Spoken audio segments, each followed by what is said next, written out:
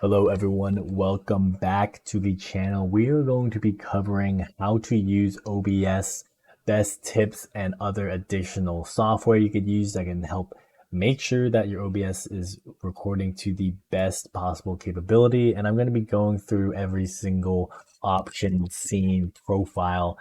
So if you're new to OBS and looking to learn, this is the spot for you. So first off, let's get started with where to download OBS. You could get this at obsproject.com, depending if you're Windows, Mac, or Linux. I'm going to be personally using my Windows machine that I prefer to use as a content creation machine over, let's say, the M1. I just personally prefer Windows as it kind of has some better uses of recording separate audio tracks and also recording windows better versus recording your desktop.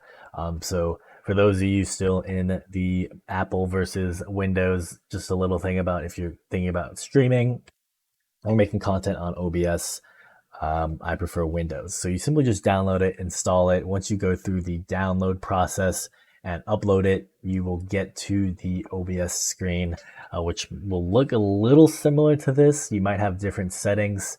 I currently have the preview disabled.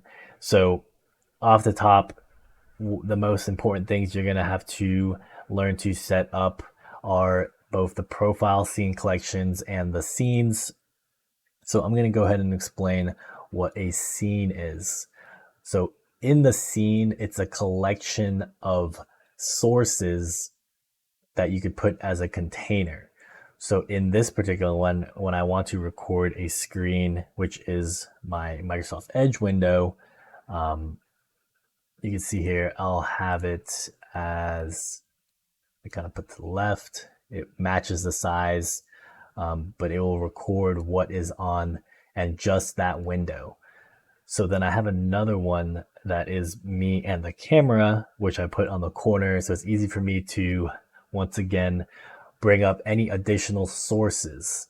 So the camera source is actually, if you go here to the plus sign on the sources, you have a various array of things you could capture. Here, the video capture device is what I have as my front facing Elgato. And then this back screen right here is the A6000. I'm going to go back to just browser only. And then if you're capturing desktop or stuff of that nature, you get that full view. So when you want to do a display capture, you'll capture everything on the screen, while window capture captures the specific app and something of that nature.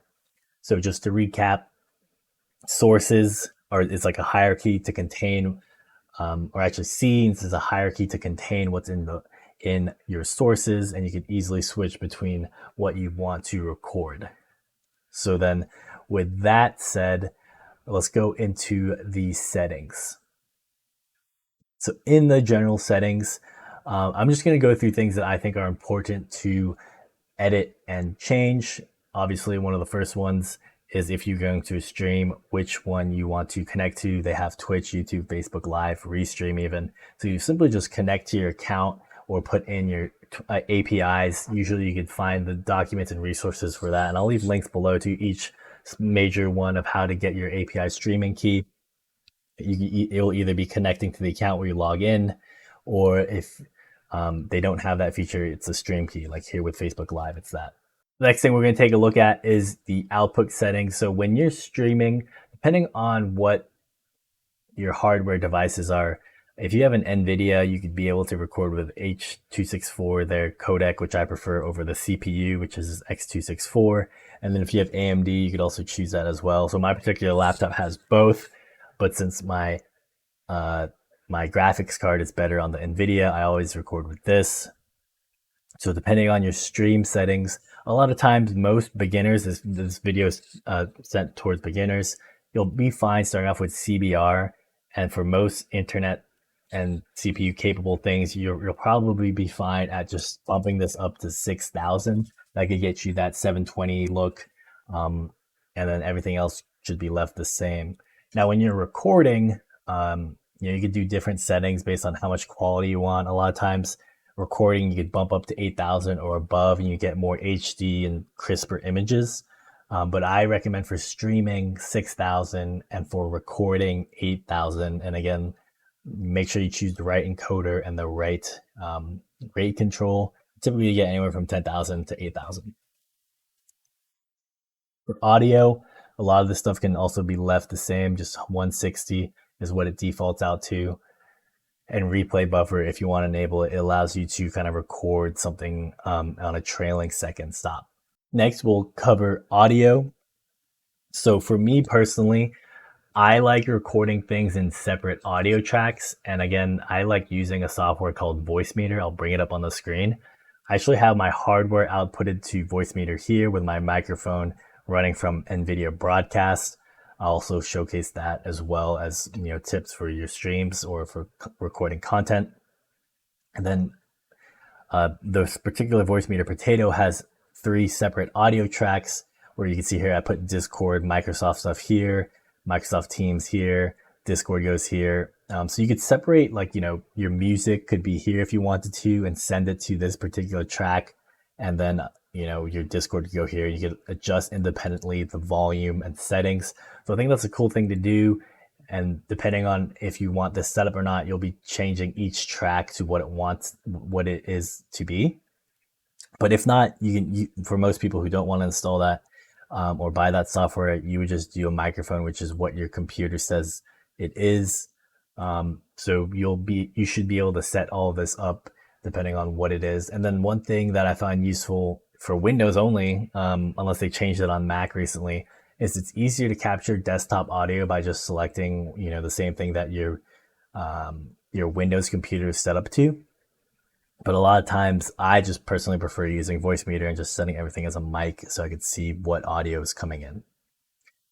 Every other setting I don't really change. I just leave it alone as is.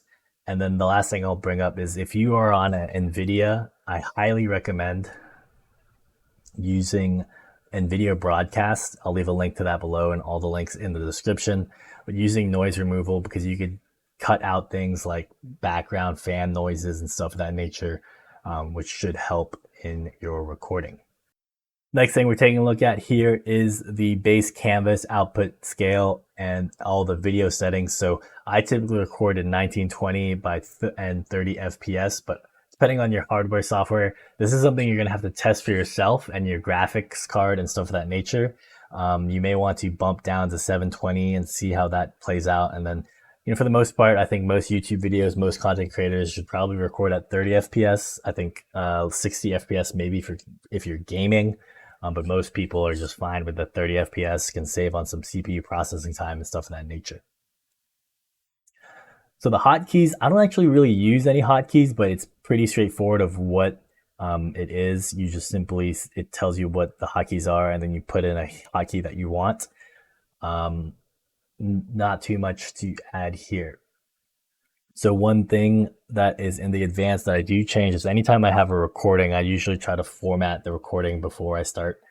Just helps me keep track and from a Windows perspective and stuff of that nature. Nothing really else to say besides this is probably a thing you could do. And then I guess one thing I forgot to mention is a lot of times when I'm doing recordings, it says here remix to MP4. I record in a format so that just in case my power shuts off or there's an error in the recording or somewhat, I don't lose the whole file. So I would recommend actually recording in MKV so that later when it's time to edit the video, you just automatically remix it to MP4.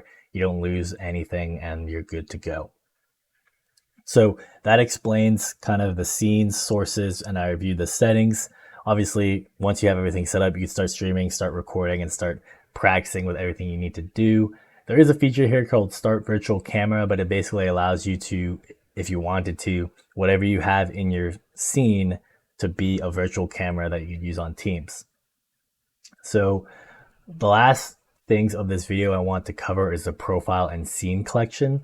So what I use it for is if I wanted to easily change from, for testing purposes or what I want to record, I don't want to record in 1080p anymore. I want to record in 1440p. I could change the profile, which ends up changing the stuff in the settings. So you can see here now it automatically changed to 2564 by 1440p. And then I actually just copied and adjusted a separate scene collection, set everything to 1440p. So You can see it's not exactly synced up. I've yet to do that. But that's a cool way to basically get some quick settings turned in and set up different things of what you want to record. Scenes, just change the amount of scenes you have available. So for example, in kind of from a work perspective, sometimes I have different scenes of different browsers I want to record, or multicam. I have different scenes of different sources. So hope that explains most of what you'll need to get started on OBS tutorial. The last tip I want to say is that if you are using on an NVIDIA software, they have something called the broadcast, which I mentioned helped with the thing. Actually, you can see here, if you're doing like a live and you have a front facing camera that doesn't have good quality, like an A6000 DSLR, if you simply turn on this blur effect, you can get really good performance and really good settings, which kind of emulate kind of that more professional look. Maybe something you want to explore if you're in the mood for buying a laptop or you're deciding. You could also check out some of my future videos or past videos on laptops for schools and content creators that will be coming out shortly. And overall, this has been an OBS tutorial on how to get started on streaming. Hope you guys enjoyed. See you guys in the next one.